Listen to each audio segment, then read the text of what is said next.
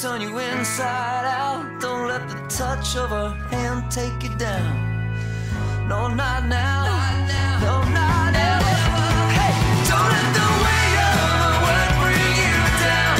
Don't let it walk in the room. Hey, I'm Joelle. We are here at Angels and Kings in New York City. You're about to watch an interview with Butch Walker. Hi, how are you? This is Butch Walker, and you are watching On the Verge. We think you should be the biggest rock star on the planet, and you are to everybody who knows you. Well, that's nice. Thank you so much.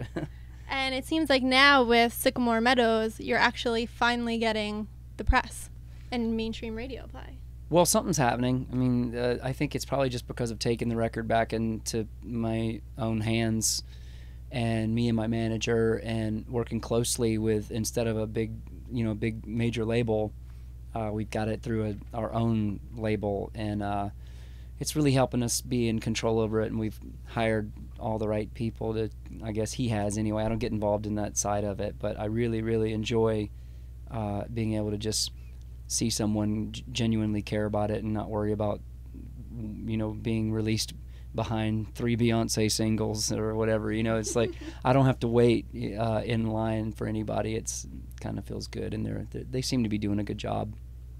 Well, New York Times and Star Magazine, I hear. You've made it to the tabloids. Yeah, well, sadly not my first time, but usually only as Pink's friend or whatever they want to put you as. That wasn't even you, right? That was some other guy that they said was you. Exactly. It's my friend Todd, who also is not sleeping with her, but they got to have something to go on, obviously. So it's pretty funny to me, actually. I think the whole thing's retarded, so I just laugh at all of it, Well, you've come a really long way. Do you ever look back and think, how the hell did I get here?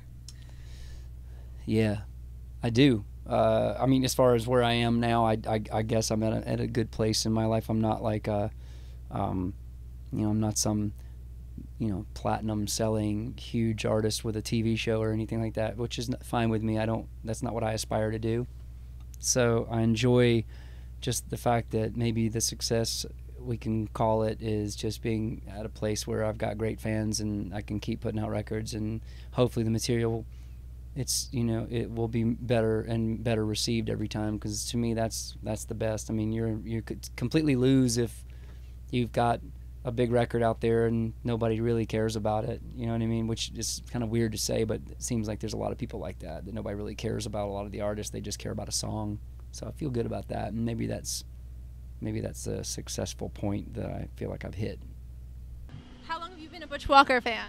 Probably about 5 or 6 years.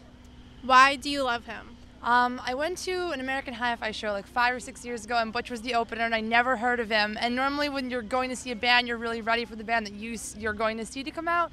And Butch came, and I just didn't want it to end the whole night. Like, he was just awesome. I've never seen anyone put on such good live shows, and every single time it's been awesome. So what is it about Butch Walker that you think just really draws people to him?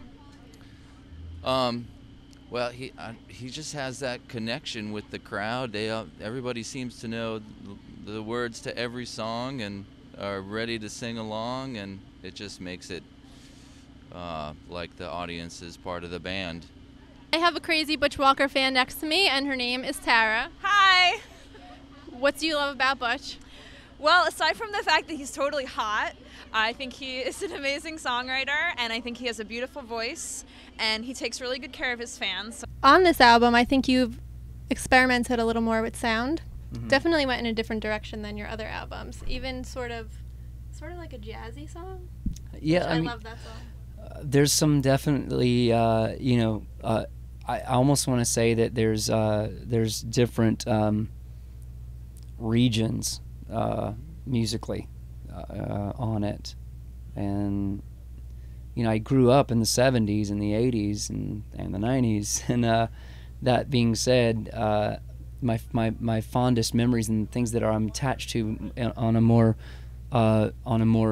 cerebral level are the things that are from my initial encounters with music, which are probably stuff in the 70s. So I have a soft spot in my heart for sounds and things from that era and regions of music from that era. So it's pretty much it's pretty much evident that it's going to be there in the music. I mean, I'm not excited to at any point make a '80s sounding retro new wave record or a 90s grunge record anytime soon. So you know, I think it just suits me best. It's where I think it's where my lyrics find a comfortable home, is behind that kind of a soundscape, you know. I like it. So here comes a heartache, a move-out day, excuses for my friends. Here comes the reasons I have to justify. It was better in the end.